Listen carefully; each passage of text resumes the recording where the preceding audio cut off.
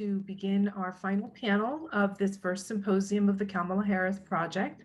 I'm going to turn it over to my friend and colleague, Professor Francille Roussan-Wilson. She is Associate Professor of American Studies and History and Gender and Sexuality Studies at the University of Southern California.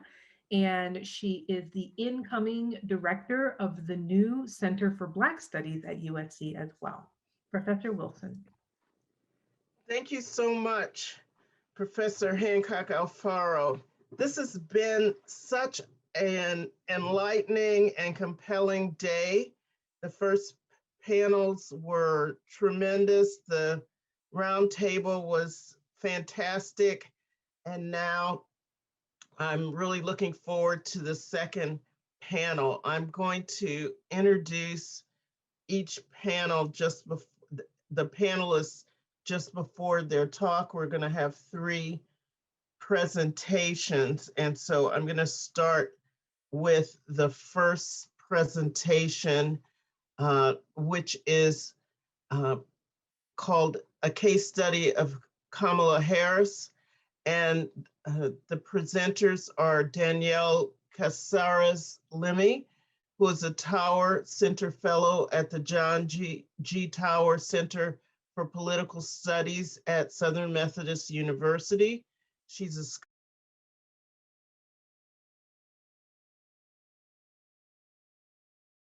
a race and gender. She uses an experimental and elite interview methods to apply theoretical frameworks of identity and group behavior to questions of voter behavior and legislative politics. She's widely published. And with Dr. Nadia Brown, who was on the earlier panel, she's the co-editor of Sister Style, The Politics of Appearance of for Black Women Political Elites. And I think you saw that on displayed next to Dr. Brown. Professor Lemi received her PhD in political science from UC Riverside in 2017. She grew up in California East Bay, where she was a Ronald McNair Scholar and a first-generation college student. She's joined by Sarah Hayes, who is a master's graduate student at UC Riverside and an incoming PhD student at Georgetown University. She's worked as a Democratic Party consultant and organizer. Her fields are American politics and mass political behavior, with an interest in understanding Black politics, elections, and public policy. And their work has been joined by Maricruz Ariana Osorio, who isn't present today, who's a PhD candidate at UC Riverside and a founding member of People of Color Know Stuff. She's a widely invited speaker on issues of equity, diversity, and inclusion in academia. I'm going to turn it over to our first panel, A Case Study of Kamala Harris. Thank you so much.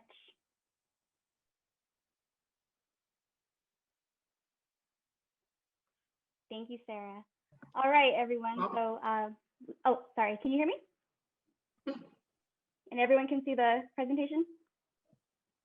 Mm-hmm. Awesome, thank you. So we are going to be presenting a bit of our findings on a case study on Kamala Harris. And as we open up, we want to share 2 highlights of what people are saying about Kamala Harris and just the discourse on Kamala Harris. It kind of hovers around 2 points. 1, a lot of questions about her identity that are akin to what are you? And then 2, really critical engagement with her record as a politician. Next slide, please. And so earlier during her presidential campaign, headlines abounded, right? So this was an article, the headline was Opinion. Andrew Yang isn't the only Asian American running for president, because people were kind of tending to forget that Kamala Harris was also Asian American. Next slide, please. Once she was announced as the VP pick, another headline ran in the conversation: with Kamala Harris, Americans yet again have trouble understanding what multiracial means. There was this obsession with trying to figure out, like, how does she identify? Next slide, please. And again, Barack Obama and Kamala Harris both identify as Black. The news media doesn't describe both that way. And why is that the case? Next slide. And other folks were very critical about what she represented. Like, how do you reconcile what people, the hopes that people pin onto people like Kamala Harris, and like what her actual record says. And so this headline said, "Understanding Kamala Harris, the great multiracial Black hope." Next slide, please. Another article that critically engaged with her record: Kamala Harris as the VP pick challenges what we know about representation. Next slide, please. And another article, Kamala Harris presents a political paradox for South Asian voters. And so you can kind of see that there are like these two discourses going on when we talk about Kamala Harris. One is very focused on her identity. How does she identify? And these questions are very much akin to, what are you? Because people are having trouble making sense of who she is on the basis of her ancestry alone. And then two, people are also trying to think about, who is she as a substantive representative? What does her record mean? Next slide, please. And so, we are approaching this by thinking of her memoir. And we wanted to share a screenshot of what someone said about her memoir, The Truth We Hold: American Journey. You can read here what we've highlighted, but one of the sentences here that, like, her autobiography is animated by contradictions, right? People are trying to reconcile, like, her status as a prosecutor with this, very diverse background, trying to think through the implications of all of that. And we start out by saying, we kind of disagree that she's a contradiction. And we're gonna get into that as we get to the presentation. Next slide, please.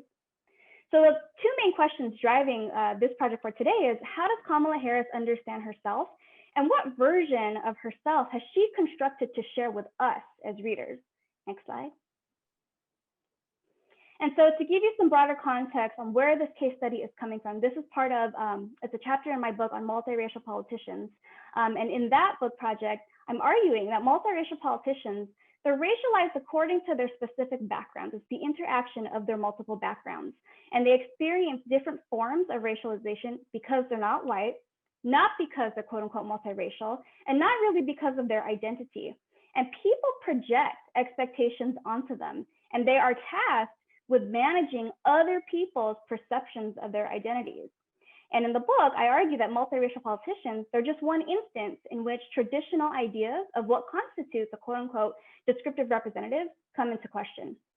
Next slide, please. So this case study has three prongs, if you will.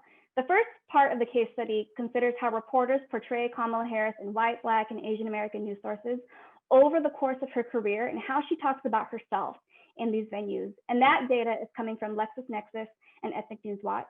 The second question is, how does Kamala Harris understand her own self in her memoir and her website biographies over time? So of course, coming from her memoir and her website. And then the third question is, how do voters respond to Kamala Harris depending on how her racial background is framed? And here we're drawing on an embedded survey experiment from the 2016 National Asian American Survey. Next slide, please. But for today, we're just going to present a snippet of our findings from our reading of her memoir. Next slide. And we want to leave you with three takeaways at the end of this presentation. Our first interpretation is that Kamala Harris generally sees herself as a Black woman. Her experience of being a Black woman is contextualized, influenced, and filtered by her class standing as a quote unquote professional woman with academic parents and access to relatively elite institutions and occupations. Her narrative fits within multicultural discourse and the expectations that middle or upper middle class women may internalize. And our hot take is that we shouldn't project our hopes onto Kamala Harris. Let's critically engage with her, but let's also respect her autonomy and her self-definition and what she has given us as readers to understand about her. Next slide. Sarah, take it away. Hey, thank you, Danielle. And as well, feel free to jump in whenever. So I'll take it over from here and just briefly discuss how we began to contextualize Kamala Harris from her memoir, and really just some of the supporting theories that we're using to really guide our work and highlight those. So To begin to contextualize Kamala Harris' multicultural identity, we drew broadly from different disciplines to understand how her identity shapes her politics and her public life. We first rely on multiracial identity integration theory. And this is an interdisciplinary approach that builds on Omi and Winot's work and previously held by racial identity theory by critically engaging and marking boundaries around multiracial identities. So MIIT examines how multiracial individuals negotiate their different and sometimes conflicting racial identities. And this theory helps us to understand if Harris' multicultural identity is in conflict or are they actually distinct. So we use MIIT to understand her multiracial identity, both as she describes it and trying to reconcile again how the public views it through news media. But as Danielle mentioned, she generally presents herself as a Black woman and sees herself as a Black woman. She speaks to this about her Black identity through her professional and her regional identity, and using what she provided about her Black identity and how she views herself and how the public sees her to reconcile these two. We understand obviously that Black identity is not a monolith. And as public assesses Black groups, we see that Black politicians, when they sometimes put forth their professional or subsequent professional identity, and mediate some of those negative stereotypes that are commonly given to Black groups. And while we know that these negative stereotypes typically plague Black communities, those negative stereotypes, again, seem to be at least partially mitigated through her professional presentation. Nonetheless, Kamala has a committed interest, as she writes, to representation for both Asian and Black Americans.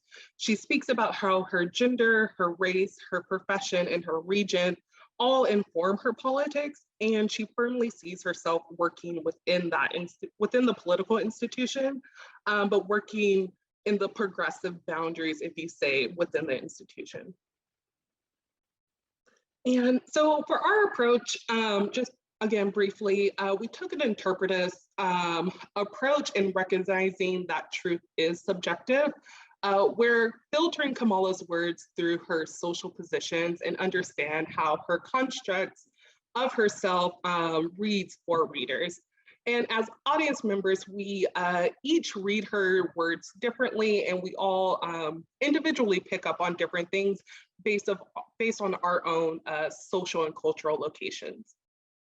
And we also too want to respect autonomy and reality, and we aim to respect what Harris has chosen to present to readers as her own understanding of herself.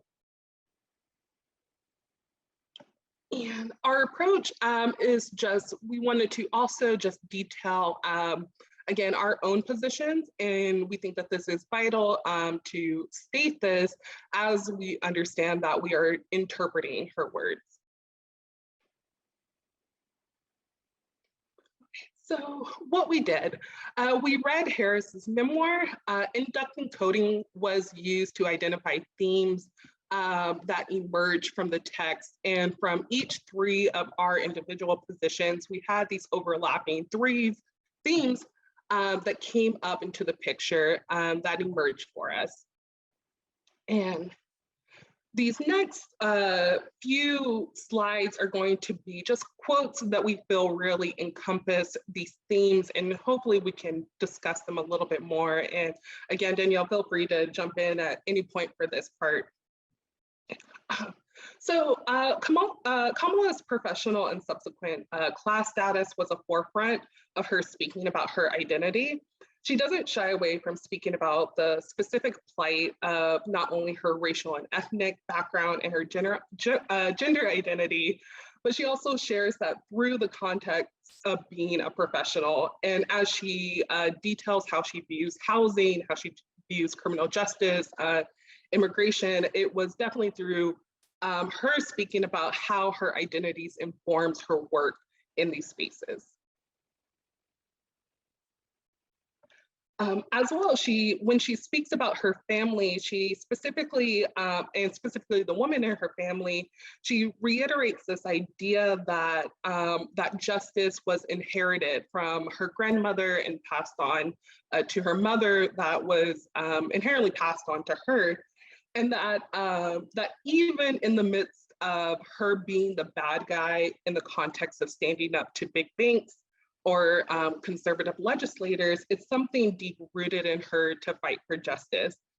She mentions that her mom knew that she was raising her as a Black woman, and her mom was keenly aware that society would see her as a Black woman, and details how that position from her mother really influenced her childhood as well.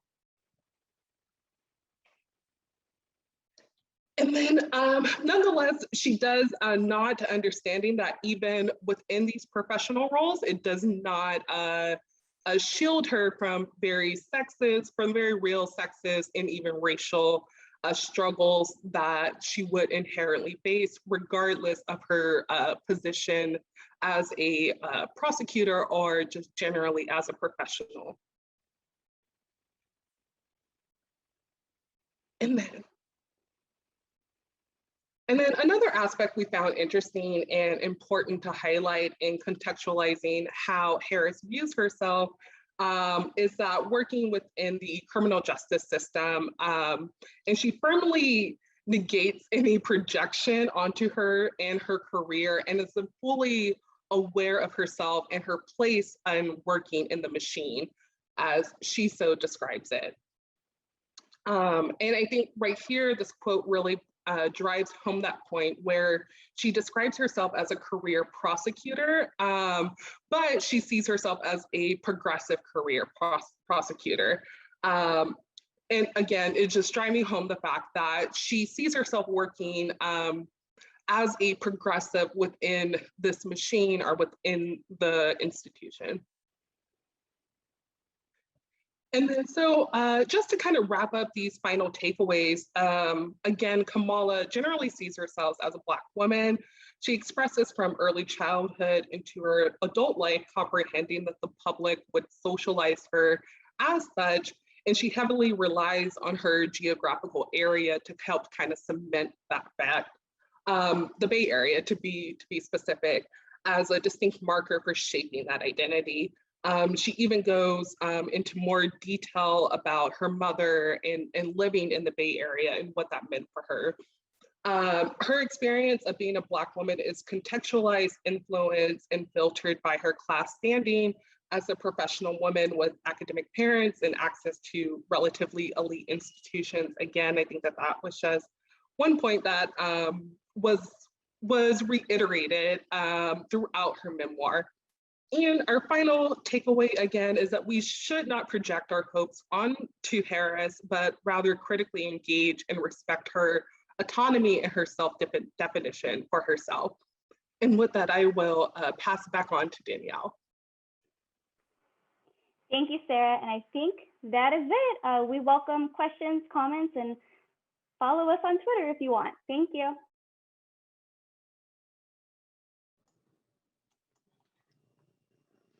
Thank you so much. I think we're going to, rather than have questions now, I think we'll have questions at the end of the 3 presentations. And that was very thoughtful. I have questions, but I'm going to, I think we should wait until we, like last time, until we have all of the, have heard from all of the presentations.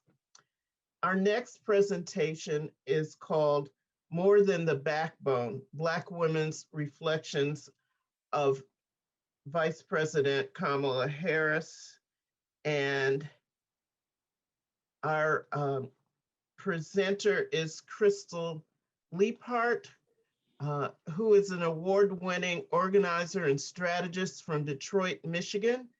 She brings more than a decade of experience in legislative advocacy and grassroots activism to build power towards a world that is equitable for all people, especially Black women and girls. She uses electoral strategy, intersectional political analysis, and scholarship to implement the ideals of radical Black feminism.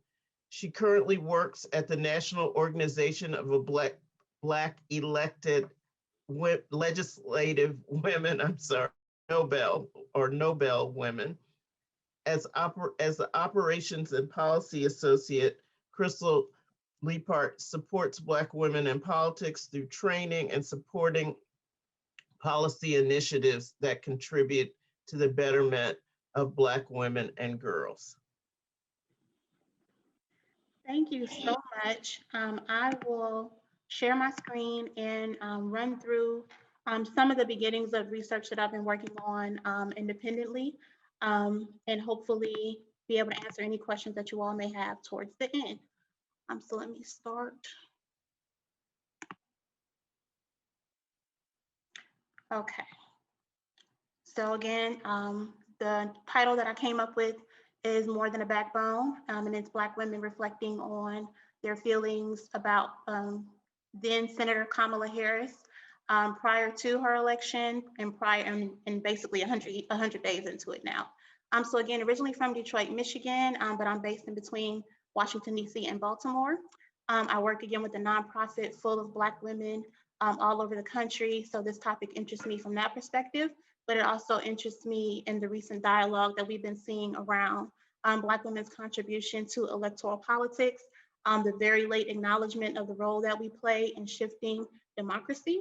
But more specifically, there are a lot of Black feminist terms that have been used lately to describe some of the ways that Kamala Harris shows up. Most popular, I think, is identity politics.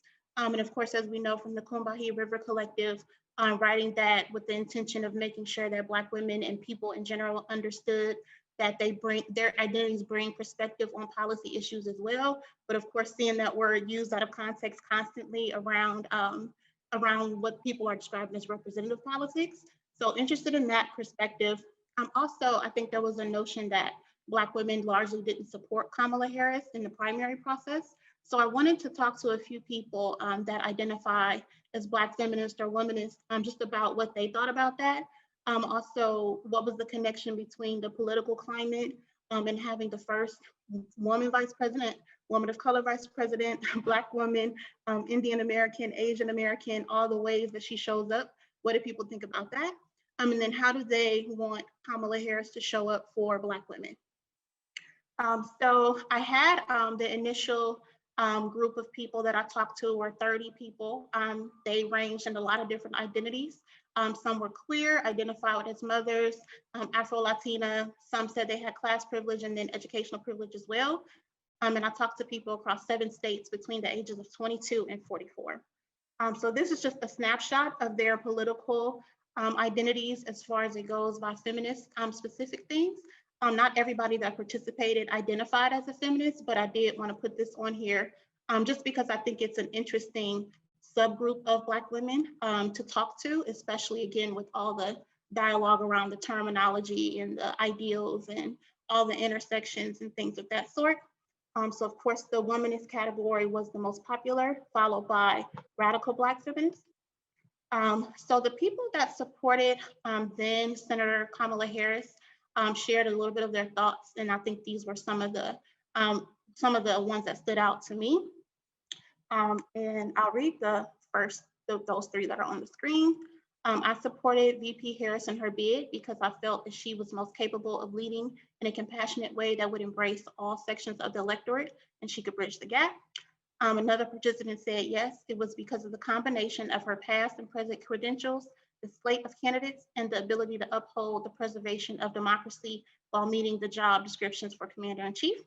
And then one of the folks also shared they did support her, but they were hesitant because they knew that Black women aren't selected for political bids. Some of the people that did not support her in the primary process that stood out, and a couple of the answers were a bit close to these, so I picked these 2. But the first one was no, because of her political justice stance, her recent comments on Israel and Palestine, and then her connections to executives and just the corporate industry in general. And that was the way that she vetted all the candidates she supported. And then there were other sentiments that the country was not ready for a Black woman to lead. It didn't have anything to do with Kamala Harris as a leader, but how the country may receive her. And then I wanted to share some of the interesting answers that I received around the movement question. So just to expand on that a little bit, I asked people, how did they think that the Black Lives Matter movement, the Me Too movement, and this resurgence of Black feminist thought, theory, and application affected the choice for vice president? And most of the people agreed that they thought that the movement had a strong hold, if you will, or a strong influence on the selection to choose Kamala Harris specifically. Then Vice President Biden shared that he was going to select a woman, but there were a lot of different choices he could have made. And I wanted people to respond to what they may have thought in regards to selecting that particular woman. So most people, again, thought it had a huge emphasis, but then there was one person that went the other way and said that had it been preoccupied and Kamala Harris was running, she thought that she would have had an even better chance to have better luck in the primary process and probably go on to serve as president, which I think was different than the other ones that I received. And this one, I won't read all of it, but this one just broke down how they thought that campaigns have just had to run totally differently in the movement space, and the way that her campaign was ran might have been more successful prior to the Obama years and Occupy movement and things of that sort. So I wanted to share some quick feedback that I received so far on some yes or no questions. Please excuse me, I'm on a main road in Baltimore, but 80% of the people that responded said that the election of Vice President Harris is something they celebrated.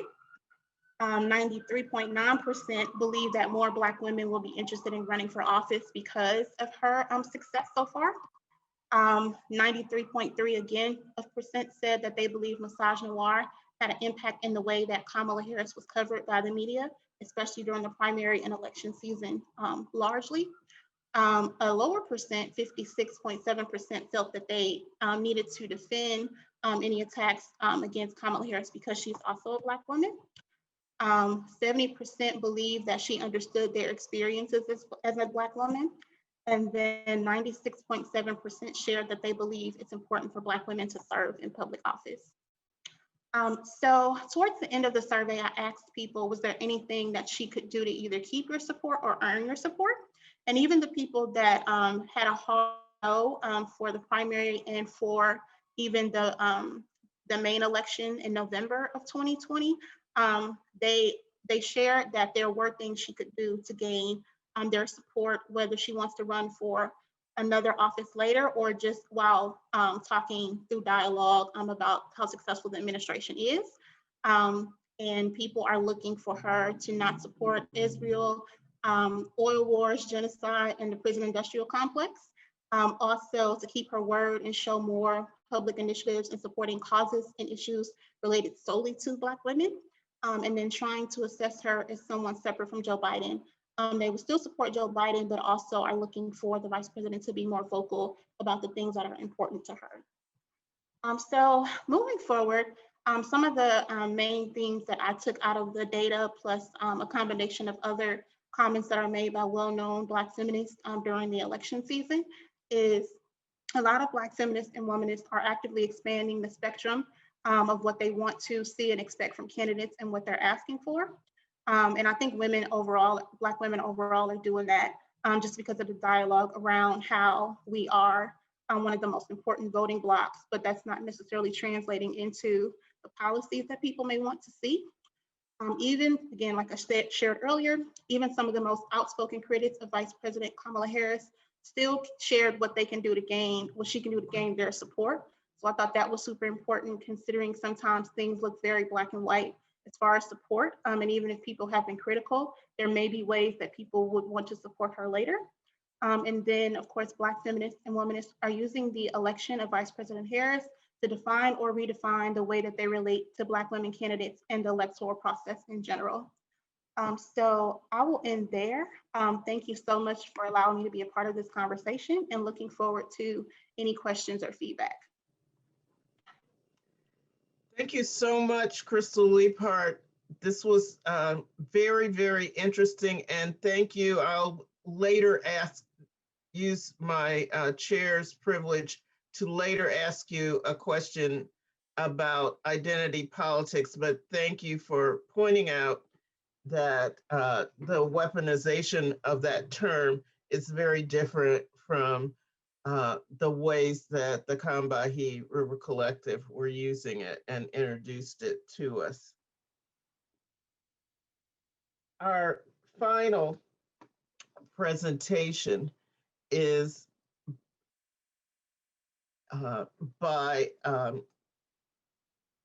is called High Risk, High Reward, Exploring the Ramifications of Kamala Harris's Policy Portfolio. And it's brought to us by our organizer, Ange-Marie Hancock Alfaro, Nancy Hernandez, and Meghana Maddali. Ange-Marie Hancock Alfaro is Dean's Professor and Chair of Political Science and International Relations at the University of Southern California and Director, USC Center for Leadership by Women of Color and convener of the Kamala Harris Project, which is why we're here today.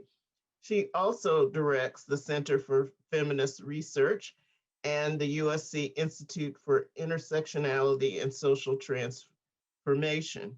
As we all know, she's a globally recognized scholar of intersectionality theory, which is the world's leading analytical framework for analyzing and resolving inequality. She's written numerous articles and 3 books on the intersections of categories of difference like race, class, sexuality, and citizenship and their impact on policy. One of which is the award-winning the politics of disgust and public identity of the welfare queen.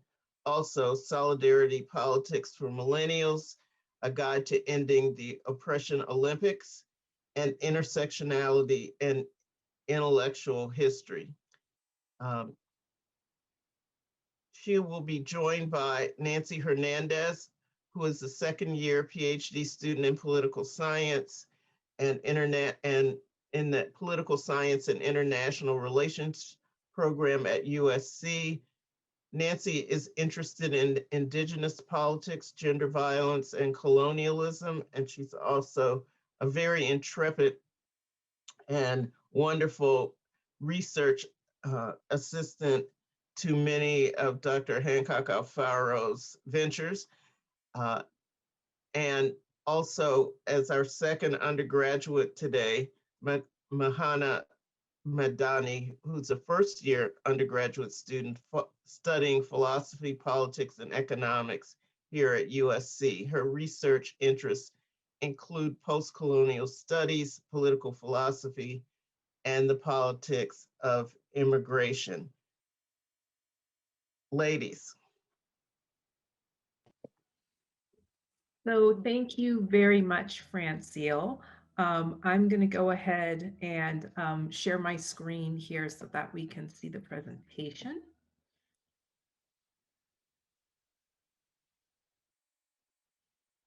And then the show. Okay, so hopefully you all can see all of this. We have been thinking about, just for the past couple of months, because it just happened in March, the appointment of Vice President Kamala Harris to be the primary diplomatic lead on issues of migration from Central America to the United States. So the instant we say that, you can probably hear high risk, high reward. So again, if in fact this is a successful policy portfolio for Vice President Harris, the reward will be quite high. I think what we've seen and what you would probably predict is that this is also the riskiest part of her portfolio. So this is very much work in progress. We've just been coming together as a research team to really collect our data and to start thinking about how we want to frame the actual research. So we're happy to hear any comments or questions going forward. And we also take suggestions about different pieces that we might want to consider as we move forward. So we're going to talk a little bit about what's currently known with regard to media coverage of women of color in politics. Then we're going to talk a little bit about our intersectional framework. And then we'll talk a little bit briefly about Vice President Harris's media coverage in this area specifically, and then future directions for research. So what we know with regard to women of color's coverage in the media really focuses on three things. So scholars have traditionally focused on the quantity of coverage. So looking at whether or not women of color candidates, whether it's for House elections here in the United States or whether it's for other kinds of elections abroad, whether or not women of color candidates are getting equal coverage, meaning the number of stories, the number of different hits they might get in the media, whether or not those are really equal. And so Gershon and some others have found that there was either less coverage for Gershon. Ward found in terms of Britain that there was more coverage. And so there's been a little bit of debate really in the literature about whether or not being a woman of color candidate has coverage. Second area where there's been a lot of research has to do with the tone of the coverage. And I want to be very clear here, when we're talking about the tone, we're primarily talking about on a negative to positive kind of spectrum. So is the coverage that's being presented positively reflecting the woman of color candidate, or is it negatively reflecting the woman of color candidate? And so again, what's interesting is that whether or not someone gets more coverage, the tone varies tremendously. So for example, that 2017 article that Ward wrote found that there was more coverage of British women of color candidates, but it was actually consistently negative and identity focused. So focused on their race and focused on their gender in particular. So this is why not all good press, not all press might be good press. And then the last area where there's been a lot of research has to do with the content of coverage. And so this is slightly different. The tone of the coverage is definitely positive or negative. What's the spin, in other words, you might say. And then the content of the coverage is really what are the topics that are being discussed in each of the articles. So whether we're talking about news articles, whether we're talking about blogs or op-eds, all of those different kinds of media have generally been, again, in the case of Britain, more narrowly focused on gender and ethnicity. And what's interesting in the United States, Gershon has another article where she talks about the idea that there's race ethnic specific coverage. So depending on whether or not you're an African-American candidate or a Latina candidate or an Asian American candidate, you're actually going to have differences with regard to the ways in which your coverage is actually dictating what's being talked about. So for our purposes, we've decided to start with perhaps the biggest piece of the puzzle. So certainly, as we've heard today, Vice President Harris has been assigned with things like making sure that the COVID vaccine rollout is going well, especially in underserved communities of color. She's also been tasked with working on the digital divide to look at internet access in a variety of different communities in the United States and making sure it's more equitable. But definitely the issue that is the most salient at this point in time has to do with her assignment in March, on March 24th, of working with the leaders of Mexico, El Salvador, Guatemala, and Honduras, so Northern Central America, the Northern Triangle plus Mexico, on what we call in immigration studies the push factors that affect people migrating to the borders of the United States. And so what we mean by push factors, of course, is that on the ground local conditions, whether or not there's high levels of corruption, whether or not there's heavy violence that people are fleeing, whether or not there's political stability, all of those kinds of things, in addition to economic issues like the availability of jobs or inflation, actually have a significant impact on how and under what circumstances people leave their home countries and migrate towards the United States. And so what's interesting about this particular portfolio is that 7 years ago, this portfolio was actually assigned by President Obama to Vice President Biden. Now, at the time that it was assigned in 2014, this was actually something firmly in Vice President Biden's wheelhouse. Prior to being vice president, he had tremendous amount of experience with the Senate Foreign Relations Committee, where he spent a long time really honing his foreign policy chops. And so this is a picture of him with the then Guatemalan president. There's a new one now. And again, the idea here was we wanted to work on what are those push factors that make people want to leave for the United States. And so what Vice President Biden at the time was actually tasked with was, again, very similar to what he has tasked Vice President Harris with. The difference, and what's interesting about the difference, is that Vice President Harris did not have the long tenure in the Senate and did not have the long foreign policy experience that Vice President Biden did.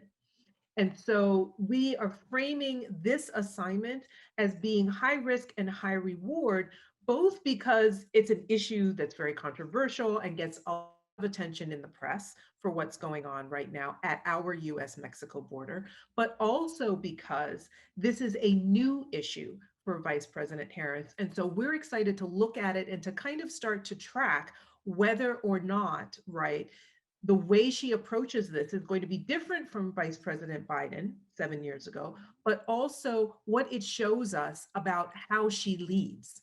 And that's something that I think will be something we track going forward in the course of this research study.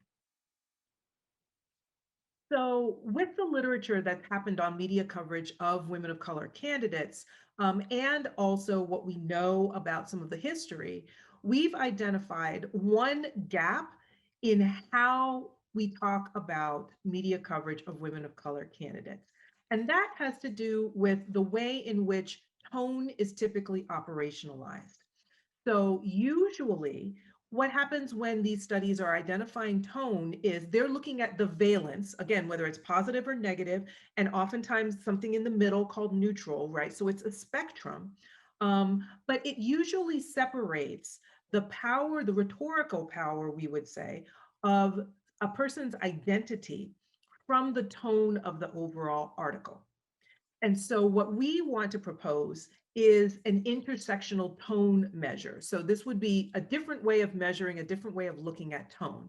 And this would actually integrate the identity valence, which again, because we're talking about women of color who are highly salient, who have multiple identities, those identities are often, as Professor Jun was saying at the roundtable, talked about very differently based on the political preferences of the person doing the talking. So the very things that people who love Vice President Harris for in terms of her identity are the very same things that people who hate Vice President Harris actually dislike. And so we want to make sure we're integrating the power of that identity valence into the tone, because we do feel like there is a connection between how folks are writing about a woman of color candidate, or in our case, a woman of color vice president. And so we do think it's going to be a more complex scale. So we're going to take an intersectional approach. And what I always like to do in virtually every one of my talks about intersectionality is really show just the vast history of intersectionality that goes all the way back to 1831. And so what you see here is a host of different Black women who have contributed to the framing and the founding of intersectionality that actually end up being some of the shoulders on which we stand to be able to do our research. So how are we conceptualizing intersectionality? Well, we're conceptualizing it as a 5-dimension analytical framework, which means we're going to look at the data that we take, the media articles that we analyze, and we're going to look at the ways in which multiple identities or multiple categories are actually portrayed.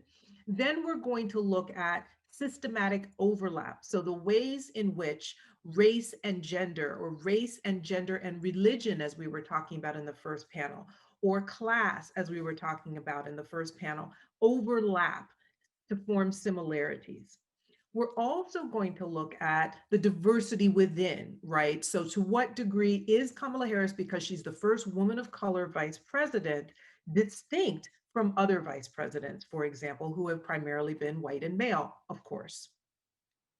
But we're also going to build in 2 additional pieces. We are going to factor in time dynamics in looking at the ways in which 2014 is not just different from 2021 because Joe Biden was the vice president and now Kamala Harris is, but also the immigration issue and the immigration crisis has evolved significantly as well because we had an intervention from the Trump administration in between. So we are going to look at and factor in how the challenges might be different in this time frame of 2021 going forward than it was in 2014. And then the last thing we're going to look at is Vice President Kamala Harris as someone who is embedded in the Biden administration. And so this is high risk and high reward for a lot of different reasons that we've mentioned, but also because this is something that, should President Biden decide to run, would be critical to making sure that his own re-election case is actually a strong one in 2024. So this is high risk, not just for Kamala Harris in her own political career, but this is also President Biden putting a very significant portion of his political career in Vice President Kamala Harris's hands. So right now, we've gathered about 131 articles that have been written in the past 60 days. And the topic is primarily her assignment to work with government leaders in El Salvador, Guatemala, and Honduras, right?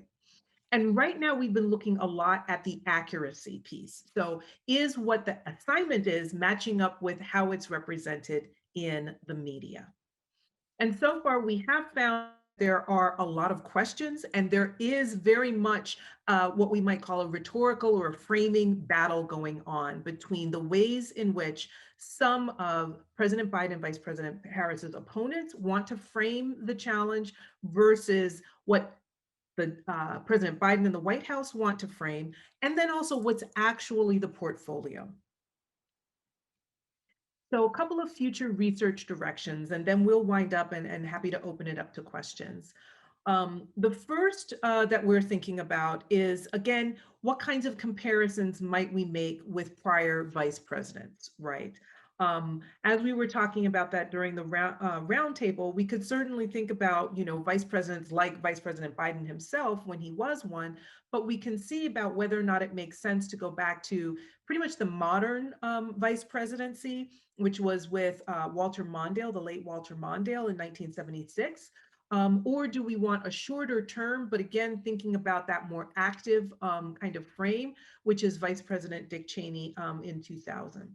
So we can think about whether or not we want to go back, and we'd love some thoughts about that. The second kind of future research direction for this project is to think about whether or not we should drill down just on this, because we think there's going to be plenty here, and go with a comparison across presidents or something like that. Or if we should expand the number of policy portfolio issues we analyze.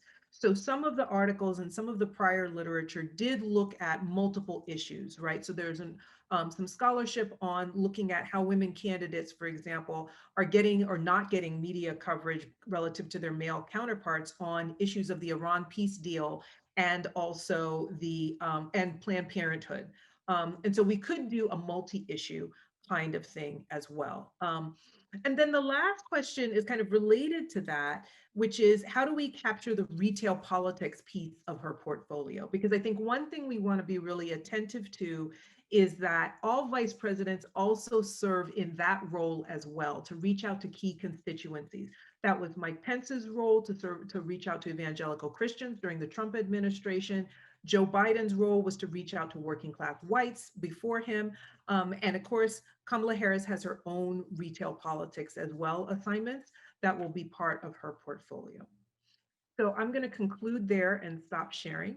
And thank you very much for this wonderful day, but also thank you for your comments in advance.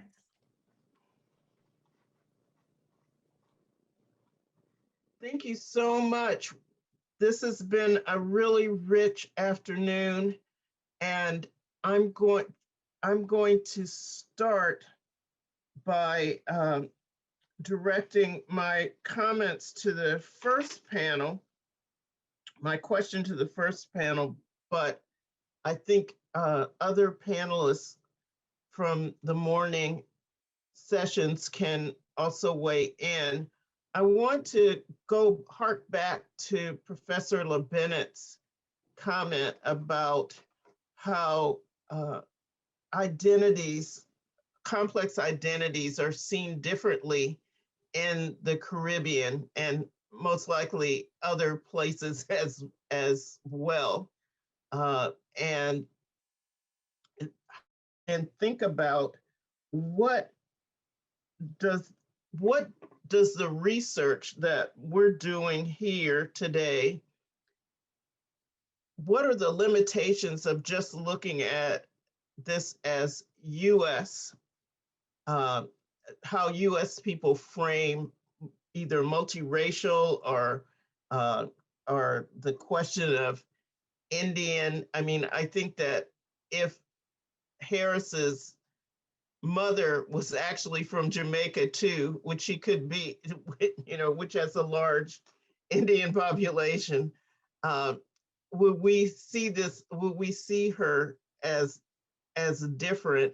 And what can we do as scholars to nudge, if not the American populace, at least our own students, to think more expansively about race and racial dimensions, and stop feeling necessarily that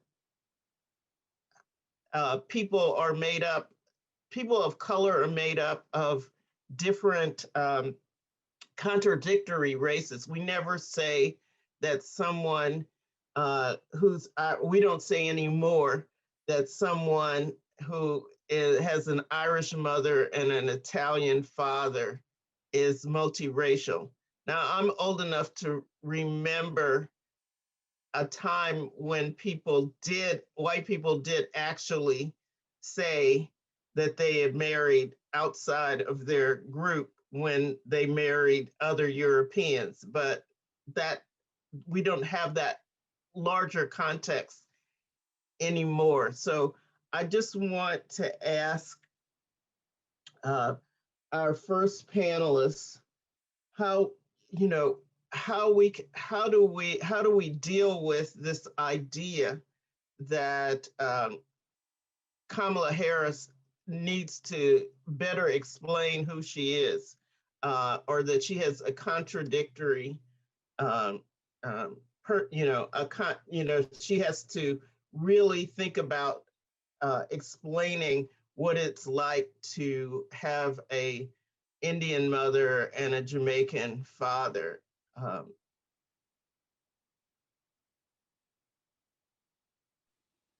Anyone? Okay, I can chime in on that, and Sarah, jump in if you have any thoughts. I think this is really interesting because the way that scholars, the way like all of us are really approaching Kamala Harris and talking about this multiracial identity, when we read through her memoir, that's not what really comes through, right? And I think it's important to remember like, there's a cohort effect going on. She was born decades before the so-called multiracial category movement. And so this idea of like, I'm multiracial, I don't want to choose between my parents, like that happened in the 90s. She was a child growing up in the 60s during the civil rights movement. She was in spaces where her mother surrounded her with influential Black people. She grew up in Oakland. And so that's very much her context.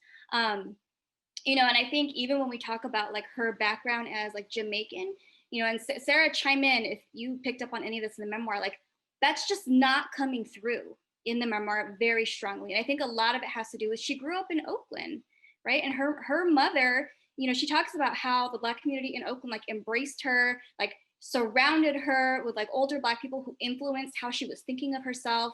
And so I think that context of just growing up in the East Bay in particular was very formative for her. And it's almost a mismatch to talk about her as like she's multiracial, but to talk about her and try to apply that discourse to her of like having to choose between parents, or this is about the child's self-esteem, it doesn't really fit because of her age cohort. Yeah, I don't have much to add on just because I think that you covered it so well, but it was really tricky going through her memoir because, and this is something that we talked about, was that she talks about how she understands how society will perceive her. And she really leads with that. She talks about how her mother raised her, and that while like her father she would see during the summers, like primarily the person in her life was her mother, but anything outside of that, contextually, I think she really grasped onto this regional identity, almost so much to help to bolster up her racial identity as well. When she talks about like her Black identity, it's in relation to Oakland. Its relation to like the specific demographic and the politics of the Oakland area. So I think again, well, like while she's multiracial and that comes up when she talks about her gender identity, in the context of us understanding who she is as a politician, us understanding what descriptive representation that she's going to bring to the table, it seems as if she wants to put forth a Black identity that, to my own critiques, I still haven't fleshed it out yet, to it being latched onto this narrative that that we have for Black politicians that we might not have seen for Indian American or even Asian American politicians.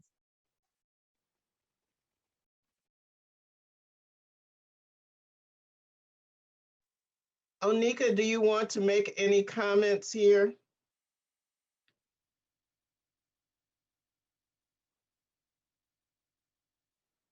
I don't know if she could hear You might me. be on mute. Okay, I unmuted myself, but perhaps I was on mute before. No, Onika, I think I was, yeah, I was the one who had muted myself. Thank you. I was saying thank you, Francille, for the great question, and I really appreciate how the panelists frame it. You know, when I originally wrote about Harris last July, I read her book and picked up on the very same points that the two of you just raised. The way in which she kind of put that local Oakland identity at the forefront, the way in which there was some contextual stuff about her father and her mother, but she was really in kind of entrenched in the Black community there. And so I think that that's part of why, you know, picking up on some of the points you raised earlier, the narrative around her identity as South Asian and as Black has evolved since she became the candidate and has taken on a different framing. And so those of us who were attuned to this before couldn't really find the traces of how the narrative, of what the narrative has now become, right? And so, yeah, so I appreciate the points. And I think that thinking about the Caribbean and in the context of all of this could potentially force us in the US to just have a more complicated understanding of race, a more complex understanding of how we think about candidates, about the boxes that we try to put them in. And I'm not trying to sort of make the Caribbean out to be this like, you know, utopic political landscape, because we know it's not. So I don't think that it's necessarily that it's done right in the Caribbean. I'm not trying to make that comparison, but I think that the ways in which here in the US, people aren't quite sure what to make of her, right? I've seen early on when she became the candidate, people were saying things like, well, she's difficult to type, you know, that sort of thing. I don't think that would have been said if we had that more encompassing understanding of race rather than the kind of Black-white dichotomy or the one-drop rule.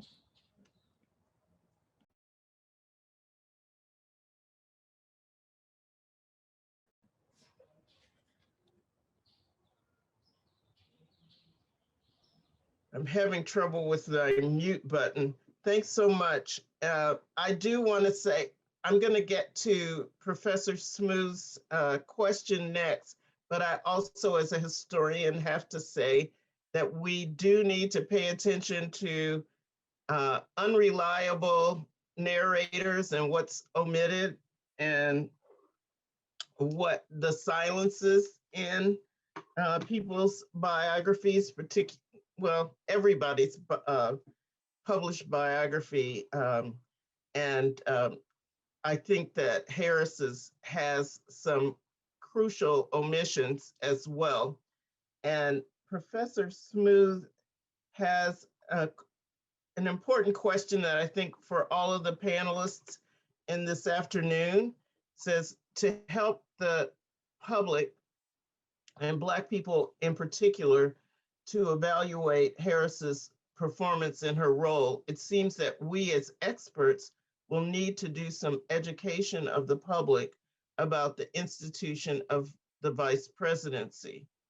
There is a vulnerability we design when we overstate the vice president's role and suggest that it has more power than it does in reality. As Jane Junn pointed out earlier, Harris's role is constructed independent of Harris herself. The vice president has no formal power. What are the panelists' thoughts on this need to build public knowledge, public education? And I'll add, how would we do this?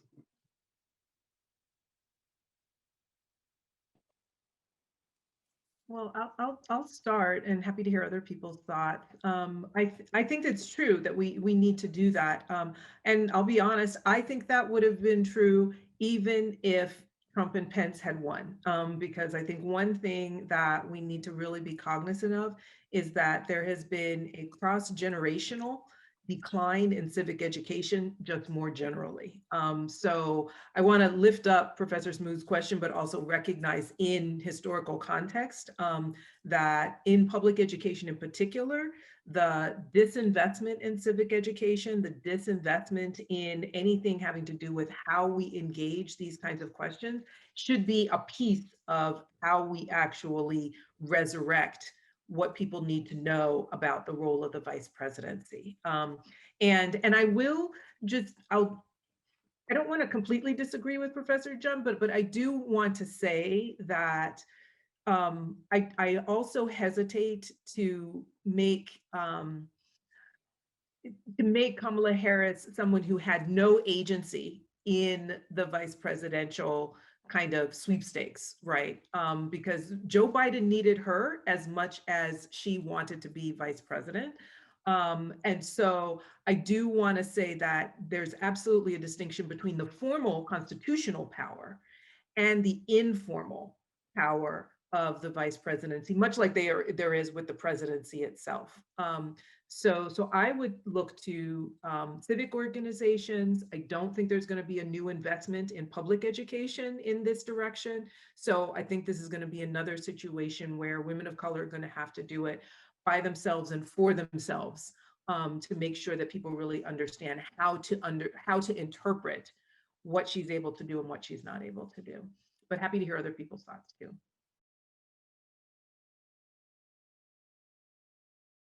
Yeah, I can jump in.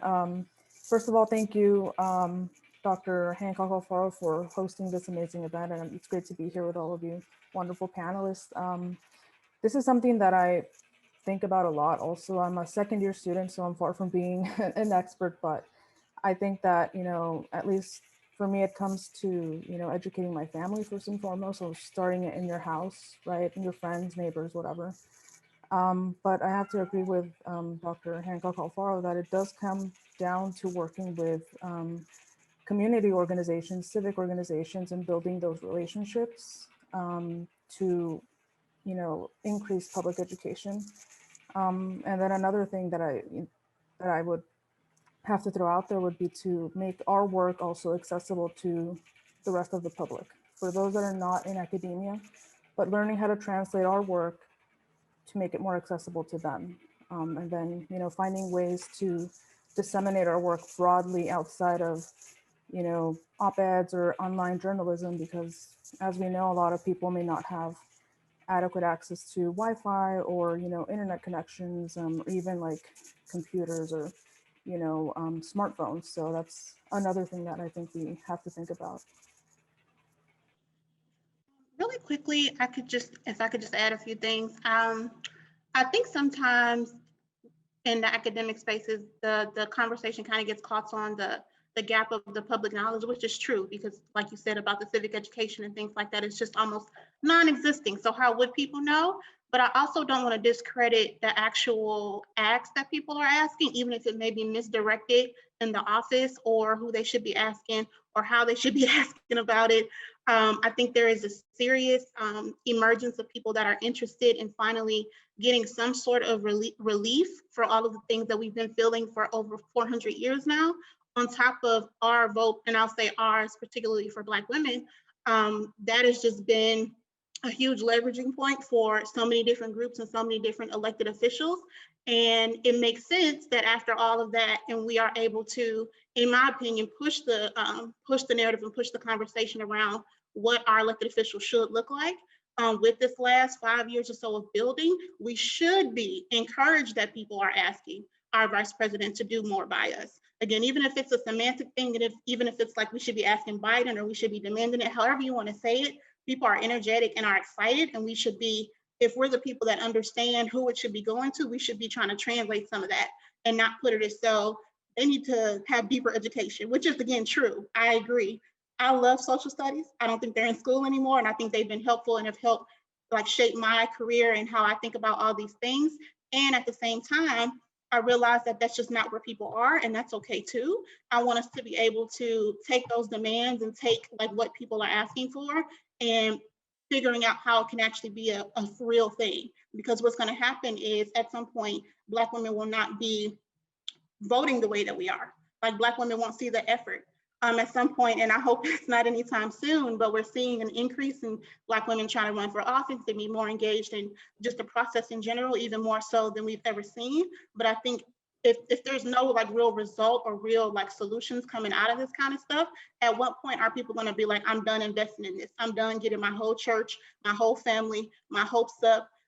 There's just so much going on right now. And again, it's this huge, it's like explosion of things happening all at one time, only exacerbated by COVID. So at some point, I think we need to not pull it from like put the blame on the education piece, but really just how do we be those bridges or those vehicles or the people that can get to those people, and really see some changes for what we're asking for. And that's just how I look at it.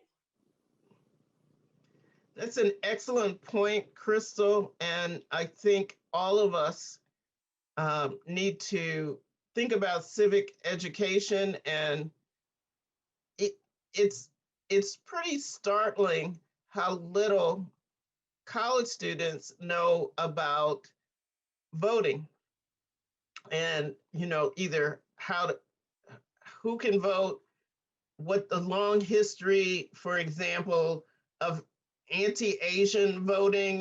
So when I ask when could different Asian groups vote, this just like students don't understand those things. And they also, I think all of us, whatever we're doing, whether we're teaching, whether we're independent scholars, we need to really explain that voting restrictions come because people voted. And they, and that, I was teaching the African American History Survey, and one day I said, now 41 states have introduced legislation to restrict voting. And one of my students just spontaneously said, well, I thought there was no voter fraud. And I was like, yes, that's exactly why, Black people lost the right to vote after Reconstruction.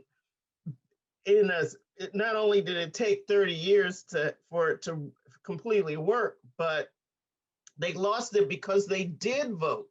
And this is in Black and Asian women, Native American women, did not get the right to vote with the 19th Amendment because there was a fear that they would vote. So, and they did certainly vote in the North and made, this isn't the first time Black women made a difference in elections. They elected the first Black person from the North in Chicago.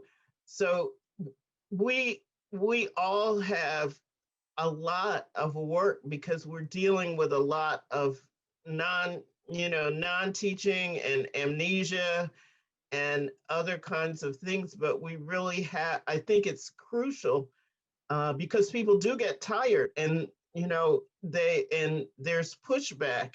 So I think it's a larger issue that we all face. And so the original question that Professor Smooth asked is even wider than just us framing what the vice president can do, but what can our elected officials do? And how do we make sure we have that we demand things of them, but we also make sure we have their back. So it's tremendously complicated. There are a lot more questions, I think. Well, let's see. There are a lot of things in the chat about the Brennan Center tracking voting laws and releasing a report. I'm interested if there are any other questions that our panelists have of each other, or questions that either in the Q&A or in the chat.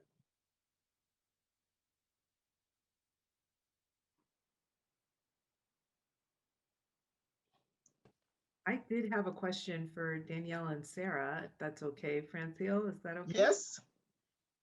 So Danielle and Sarah, thank you so much for your presentation. It was really wonderful. I wanted to ask a similar question to the question I asked Sarah and Manish earlier this morning about the deracialization literature. And so wondering, just building in what Francille said very insightfully about unreliable narrators. And of course, we think we're the experts in our lives, but of course we are and we aren't, right? So I'm just wondering what you all might think about whether or not she was, because this was a memoir designed to set her up to run for president. Is this part of a racialization strategy as opposed to a deracialization strategy? Thank you. Sarah, do you want to speak to that?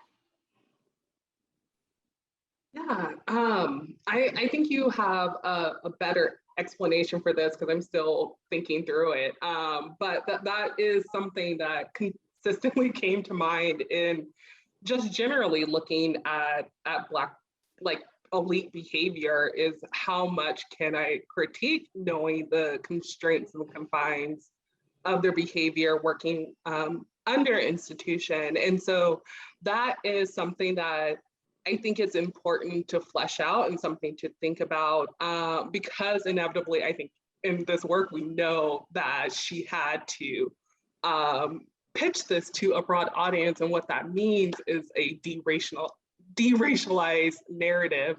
And so, yeah, I don't have the best answer for that. It's something that I know for myself, I'm still thinking through, is that even understanding that, why is this a narrative that she decided to push out? Is this as close to as progressive as she could have gotten under her constraints? Was there area for her to go further? I think that those are all really good questions that we definitely have to wrestle with when trying to understand how she perceives herself and furthermore, how that informs her policy. And I would add to that, you know, when we were thinking about reading her memoir, like we talked through, like we can't talk to her directly. So we kind of have to construct things that are already publicly available.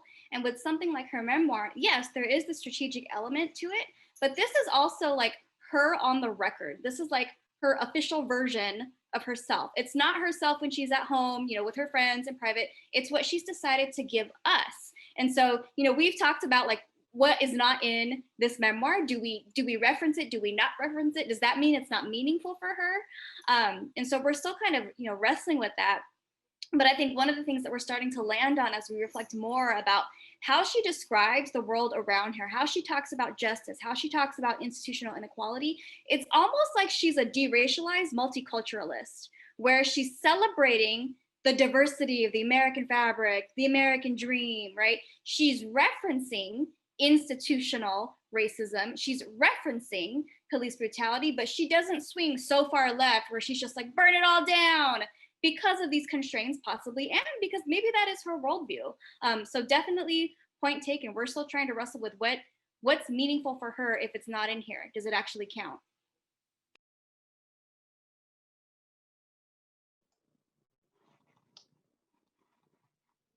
And looking at the chat, Fabian Gonzalez, who wrote a dissertation on this topic under Professor Alfaro, says that perhaps it's not strictly deracialized, it might be more hybridized, and it keeps moving.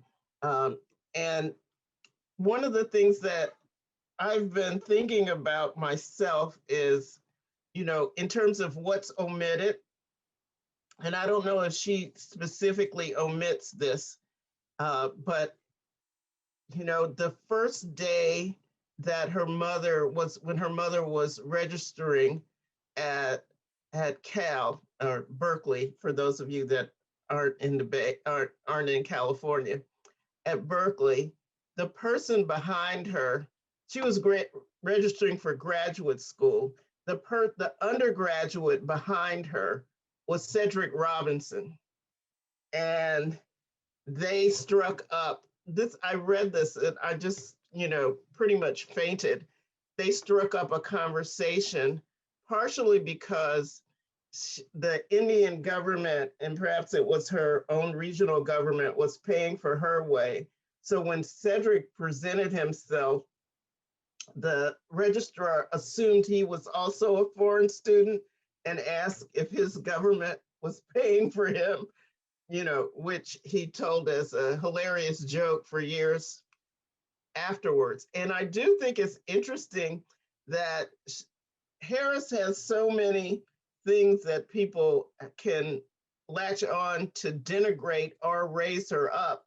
Is one of the things that they rarely say is that she's a Marxist, you know, or a Marxist by association, because meeting Robinson, her mother became very close to this group of young Black radicals. It wasn't just the church-going people that she often talks about.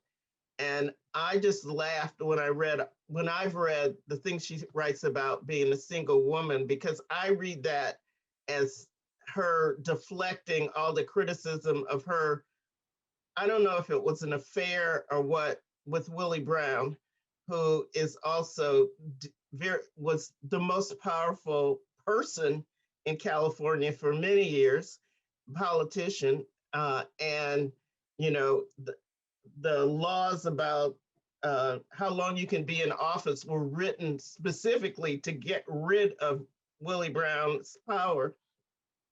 And, you know, he was a married man. I mean, and so their relationship, which she is fairly silent about, it, you know, sort of saying, I'm a single woman, I have these things. I know that's true, but it's also a way of sort of setting aside this relationship that she had, which she's been attacked a lot about, at least in California. It didn't come up as much in the campaign. That's what I meant by, you know, the silences and omissions in the story, deflections. And we're, you know, why would you write something that brings up all the negative stuff? I mean, you know, isn't that the point of your, you're doing your own autobiography? So I understand it, but I do think as scholars, we just have to pay attention to, you know, those gaps. If I can share a quick thought about that too. So I think you mentioned it, but I work with Black women elected officials all across the country. And one thing that I've noticed in comparison to Senator Harris, now Vice President Harris's whole time in election, there's usually like one cookie cutter way for the most part that Black women try to run. They lean in on faith very often. And we didn't hear too much about that from Senator Harris at the time. Most of them have that picture perfect family kind of image of like the strong Black man and two little children with the afros. And it's just very like cookie cutter presentation as well. And her story looks a little different than that, especially with not having children the biological way. But on the flip side, she has so much of the HBCU things, the sorority things, the different like organizing things that she's been a part of, you know, to an extent, depending on how you describe them. So like, I think there's something in there. I haven't quite figured it all the way out yet, but what people have thought of to be the way that Black women have to run is shifting, I think, a little dramatically with someone like her. Now, there are a few outliers that I can also point to, but I think people tend to expect more of a Stacey Abrams, particularly, which is a whole other thing because of the concentration of Black women in the South. That's where the most Black women elected officials are. But I would be interested in thinking through some of those things more too, because the whole book, I read the book as well. I'm trying to prepare for this project.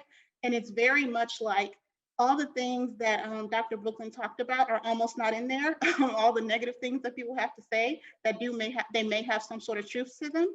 And I think it's also too to introduce, the book was trying to introduce her in a certain way that they thought would be the way that someone like her could win. And in a way it kind of worked, but in a way, to me, in a way it didn't at the same time. So I think there's like something under there that's a valuable thing, I think, for people to try to study or look into more. And then also someone, like I went to school at Howard, I don't know if I mentioned that. So I've known about her since 2010. And even back then, how things from 2010 look different from 16, look different from 18, 19, and 2020. It's an intriguing thing. So that did kind of remind me of that as I was looking up, you know, who she is and what she's been about, and how the way that people have talked about her have changed. Thank you so much, Krystal. Unfortunately, we have to end on this at this time. I think, Krystal, your remarks speak to how much more, both how much more work there is to be done, but also how exciting this project is. And we're looking forward to having all of you back and staying engaged and finding out the way, where your own research and ideas are going. And I've learned so much from everybody. And I'm going to turn it back to our leader, Professor Hancock Alfaro.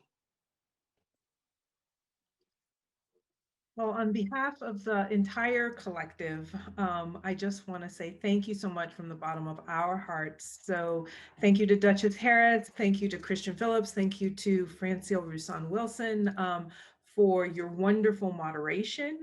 Thank you to all of the presenters for incredible research that you're working on.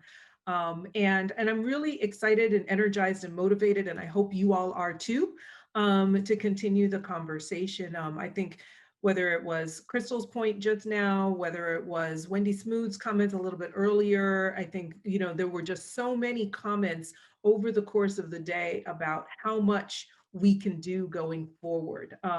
So if you're in attendance and you weren't part of the original kind of mailing list, please we have your email, and if you don't unsubscribe, you will hear more about the work that we're going to keep doing. Because again, we're going to be trying to, as I said in the morning, really chronicle and observe and analyze history as it is being made in real time. And so we want to thank everyone for this. I will also announce that this has been recorded and they will go up on the USC Dornsife YouTube channel once we've converted them in whatever ways that people who are far more technically savvy than I am know how to do. And of course, that means that they're free and open to the public. So we will let the presenters know when it's available so you can share it. And again, you can follow us on Twitter at Kamala_project. And you can also join us on Facebook under the Kamala Harris Project.